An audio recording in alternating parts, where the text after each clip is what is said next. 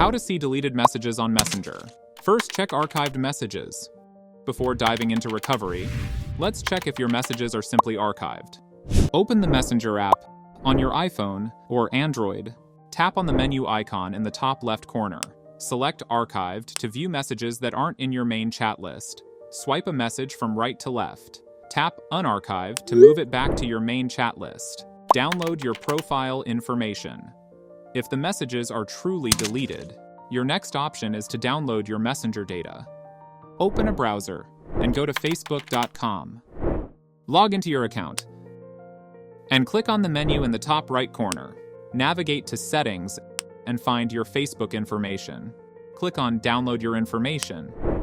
It asks to choose your account after selecting. Follow some on-screen instructions. Ensure only Messages is selected to keep the file size manageable. Choose your date range. After setting your preferences, click Create File. You'll receive a notification when your file is ready to download. Click on the Download option. Then it asks for your account password. Enter it for verification. Then, download the zip file. Go back to the Files app and open the downloaded file. So now it will extract. Now open the extracted file and open the Your Facebook Activity folder.